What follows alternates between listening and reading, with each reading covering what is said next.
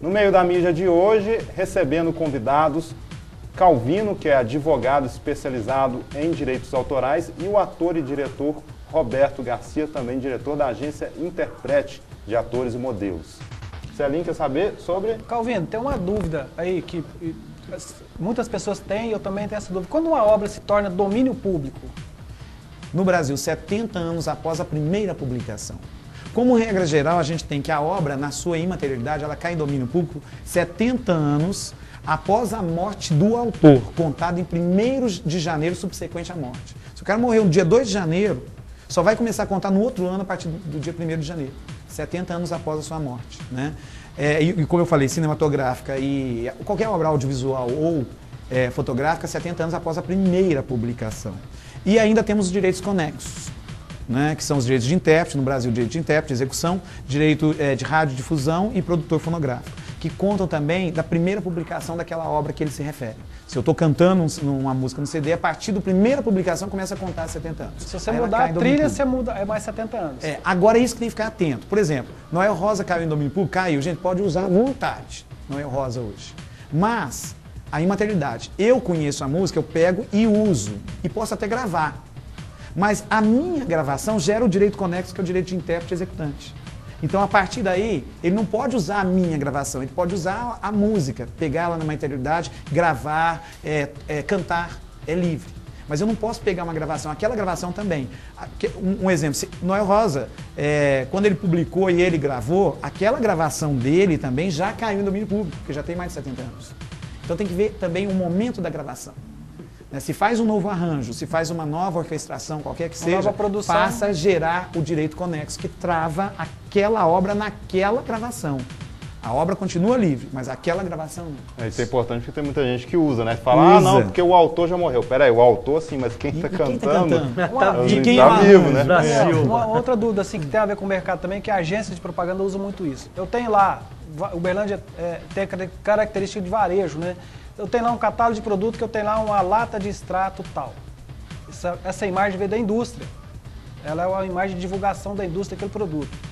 Beleza, eu vou publicar o atacado tal, vou publicar o supermercado tal, vou publicar para fazer os tabloides. Aquela mesma lata. Aquela mesma lata. Beleza. Ela é única. Agora, se eu colocar uma florzinha do lado, ela já tem uma produção. Alguém já fez aquela produção. Quer dizer, já muda a concepção. Mas não, aquela é assim, mas não trava a imagem da lata. A imagem da lata, ela tem um direito... Toda lata tem direito de ser feliz, por que que não? E as pets também. Só o Celinho mesmo para colocar uma lata no meio de uma discussão séria, gente. Porque isso aí, pode ter certeza, foi uma liberação, concessão, autorização do fotógrafo que produziu para liberar para todo mundo. Com a empresa. E a partir daí ela libera. Por quê?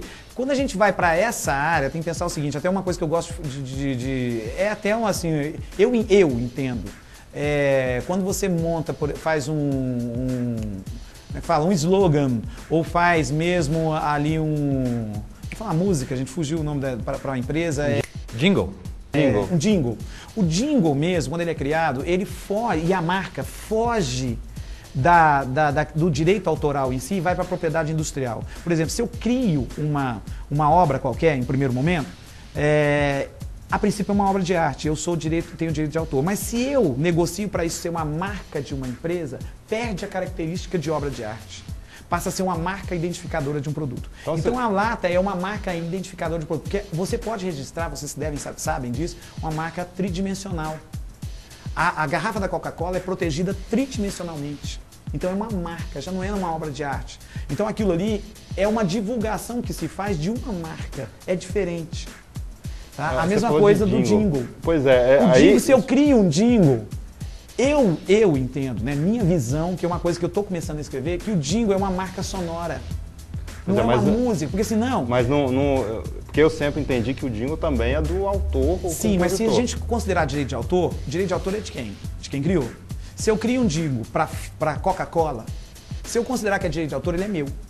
Eu poderia ceder para, sei lá, para Pepsi, porque é meu. Então, você perderia a noção de jingle. Se eu fiz para Coca-Cola, se eu considero que é meu, eu posso usar onde eu quiser. Mas no momento que eu transformo em jingle, ele é uma marca sonora. Eu posso ser considerado o autor. daquele jingle, mas eu não tenho mais direito sobre eles. Inclusive de reutilização? Se, por exemplo, daqui a 10 anos a Coca-Cola quiser reutilizar. Sim, mas só que se fosse pensar direito autoral, por exemplo, se eu faço uma música aqui, eu tenho uma música Lobo Guará, eu cedo para uma propaganda na Coca-Cola. É minha música, eu posso ceder para uma propaganda em qualquer lugar. A Coca-Cola não detém porque era uma música minha que ele quis usar. Diferente dele me contratar para fazer um jingle. Tudo bem, mas no caso do jingle, aí eu estou voltando àquela questão da reutilização. Sim, reutilizar, ele tem que pagar, mas só que diferencia, porque quando é música minha, eu posso ceder para quem eu quiser. Sim, não, tudo bem. Você só não pode ceder para outro, mas ele tem que pagar. Tem que pagar toda vez que tiver reutilização. Ah, tudo bem. Tem que pagar. Roberto, você como... vamos falar um pouquinho dessa questão até de plágio de ideias, porque a gente sabe que acontece. Não, na publicidade não existe plágio, que isso? Mas não existe plágio em publicidade. Plágio na publicidade, isso não existe.